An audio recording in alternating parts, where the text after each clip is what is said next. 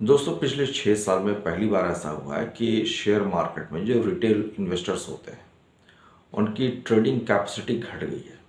और आप कह सकते हैं कि जो एक शेयर मार्केट का जो बबल था, जो लोगों को लगता था कि बस ये नोट छापने की जगह है और इसमें अंधाधुंध पैसा बनता है और बहुत शॉर्टकट तरीका है अमीर बनने का, वो लोगों के दिमाग से अब ये सारी बातें धीरे धीरे करके उतर रही हैं।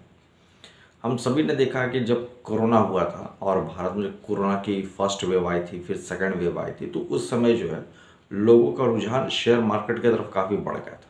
बट आज के समय में देखा जाए तो वही रिटेल इन्वेस्टर्स जो है वो अब शेयर मार्केट को धीरे धीरे करके छोड़ रहा है। इसके कई वजह लोग बता रहे हैं। एक इसमें से एक जो है वो पिछले साल 1.5 साल से जो इंटरनेशनल मार्केट में उतार चढ़ाव देखने को मिल रहा है। पहले टैरिफ वॉर था, फिर ईरान इजराइल यूएस वॉर हुआ।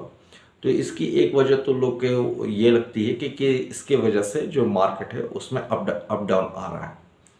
हालांकि इसके पीछे मैं इस रीज़न को तो बहुत ज़्यादा अहमियत नहीं देता हूँ। मुझे जो लगता है वो ये है कि रिटेल इन्वेस्टर्स जो है उसके अंदर अब मेच्योरिटी आ रही है। वो समझ चुका है कि शेयर मार्केट जो है वो शॉर्टकट मेथड नहीं है, वो कोई लॉटरी नहीं है और वो कोई कैसीनो नहीं है कि आप किस्मत के भरोसे जो है आप वहाँ पर पैसे बना लेंगे। बेसिकली अगर देखा जाए तो शेयर मार्केट पूरी तरीके से डिसिप्लिन पे और कंसिस्टेंसी पे काम करता है। तो इन चीज़ों को जिसने इग्नोर किया है अब उन्हें जो काफ़ी झटके लगे हैं, काफ़ी नुकसान हुआ है। और इसके वजह से ही लास्ट जो फाइनेंशियल ईयर है उसमें 6,000 करोड़ का आउटफ्लो भी देखा गया है। तो ये अपने आप में बहुत बड़ा एक चिंता का तो विषय है, क्योंकि जो रिटेल इन्वेस्टर्स हैं वही मार्केट को बूम देते हैं।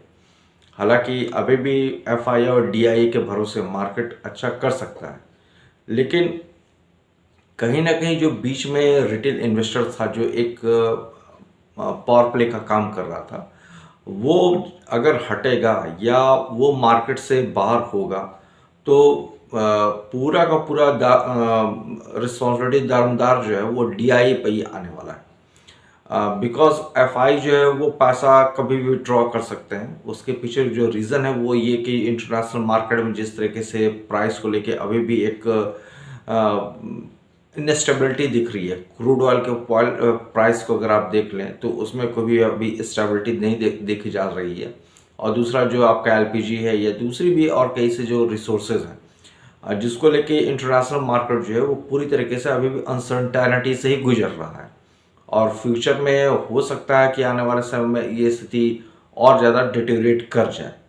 तो इसका तो स्टॉक मार्केट में साफ साफ असर दिख रहा है।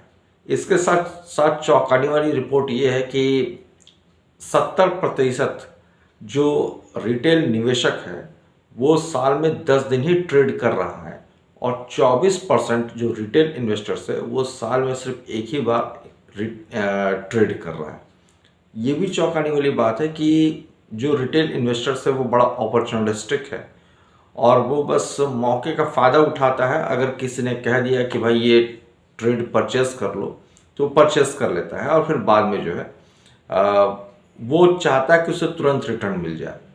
क्योंकि अगर आप आंकड़ों की बात करें तो जो प्राइमरी मार्केट है वहाँ पे अभी भी रिटेल इन्वेस्टर्स का रुझान बना हुआ है, जबकि सेकेंडरी मार्केट में उनका रुझान घटा है।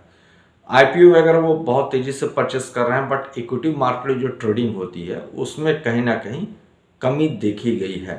तो जो रिस्क लेने की कैपेसिटी है इक्विटी मार्केट में वो कहीं ना कहीं कम हुई है, लेकिन अभी भी जो रिटेल इन्वेस्टर्स है वो आईपीओ की तरफ उसका रुझान बढ़ा हुआ है और उसे लगता है कि आने वाले समय में वो आईपीओ के थ्रू जो है वो ज़्यादा से ज़्यादा अर्निंग कर पाएगा।